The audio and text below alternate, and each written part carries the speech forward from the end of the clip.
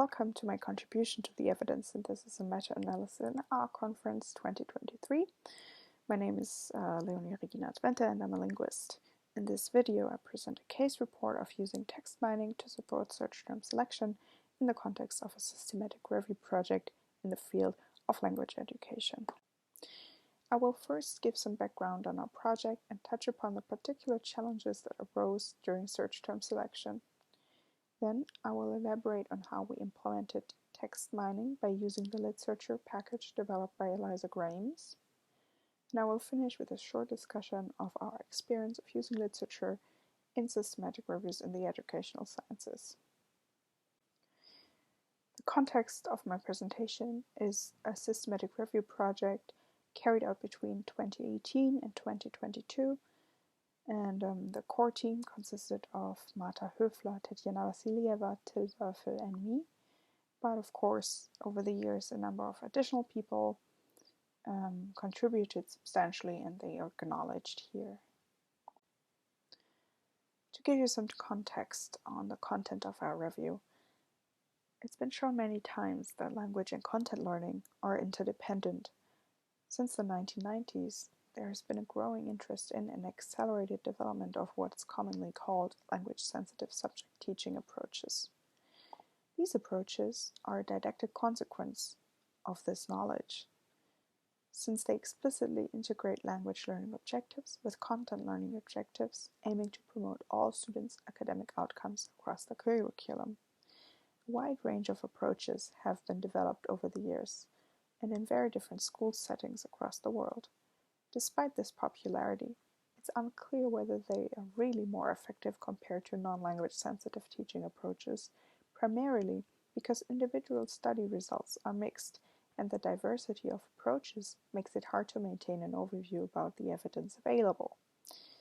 Thus, we were motivated to do a systematic review to collate, appraise, and synthesize the quantitative evidence available on the effectiveness of this very diverse set of classroom interventions that fall under our definition of this umbrella term. We followed a systematic review method of workflow adhering to guidelines including publishing a protocol and the use of the FIS framework. Of course, the goal of our search strategy was to retrieve all relevant studies, achieving high recall, while retrieving as little relevant studies as possible, achieving high precision. However, designing the search strategy was one of the major challenges in our project. In the highly interdisciplinary field of the educational sciences, there's no standardized ontology, and terminology is rather fuzzy, particularly from our own experience as well as the scoping work we had done on language-sensitive subject teaching approaches. We knew that both for German and English, a wide variety of terms exists in the literature used to index literature in electronic databases as well. Thus, taking the example of the intervention category of PICAS, many different labels may denote the interventions studied in the research we are interested in finding. In addition, we are aware that we were likely biased towards a part of the literature using a specific set of those terms, risking selection bias if we solely relied on our knowledge of the use of terminology in our searches. Thus, the conditions required us to use a method that would help counteract biases and optimize the selection of search terms that best represented the literature we wanted to find. We needed to make sure to identify all synonyms in order to avoid not retrieving potentially relevant papers, which may not make reference to the terms we identified, all the while limiting the amount of the retrieved literature.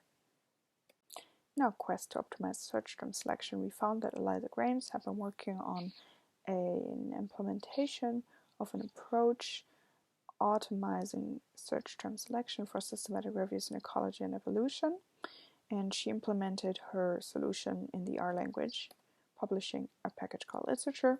And this approach reduces biases because it does not rely solely on the researcher's grasp of the literature in search term selection. Basically, it uses keyword co-occurrence networks to identify search terms that are most relevant or most indicative of the set of articles that it uses as a database.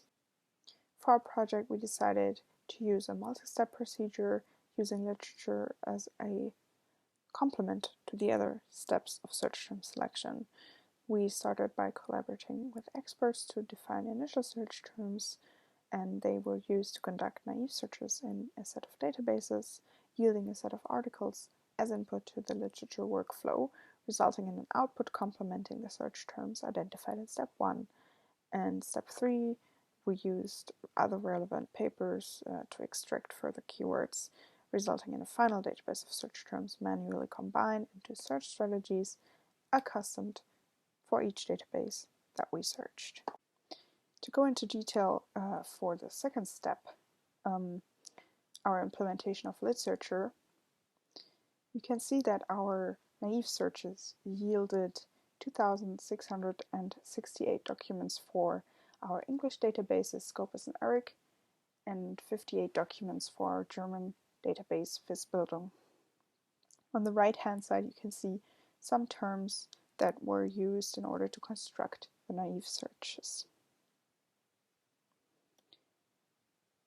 So these documents were imported into litsearchr using the import function.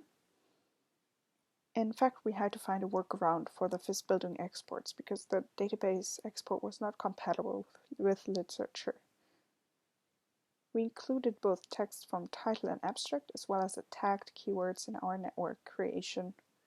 We played around with the various options in literature, working heuristically to find a suitable cutoff for English and German, respectively. This method resulted in 630 English keywords and 53 German raked keywords, as well as 38 of the tagged keywords. Here within the German corpus, the raking method did not work as well, and so the tagged keywords were much more useful, and we looked at them separately.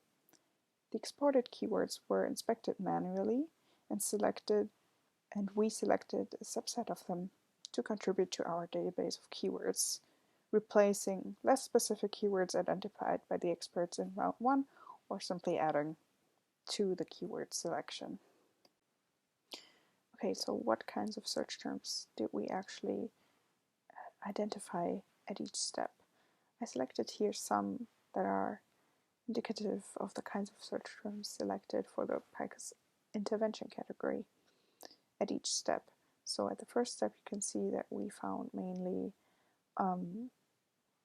terminology describing particular interventions such as scaffolding, SIAP, translanguaging, reciprocal teaching.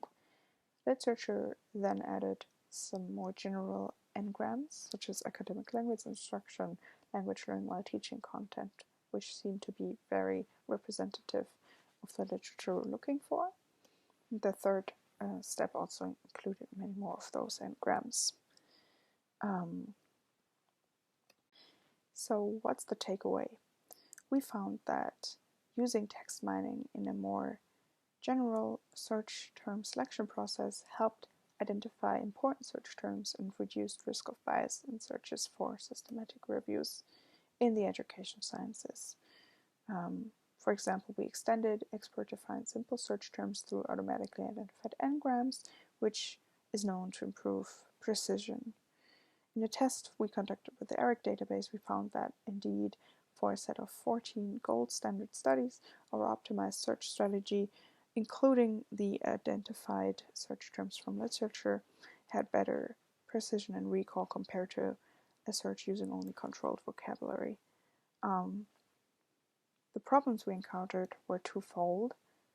So one, we had a language problem. Literature did not work so well for German as it did for English. And one may need adaptation for importing from databases not included in the literature package. So these are discipline-specific databases that may differ substantially, but there are workarounds for this. For example, using Vasylyeva functions to adapt the database structure to litserachr's needs. And some solutions to problems in systematic review methods may indeed hold across disciplines, but require some adjustments depending on terminology, infrastructure, etc. Thank you for listening, and please share your experiences with using technologies such as litsearchr in your systematic review projects.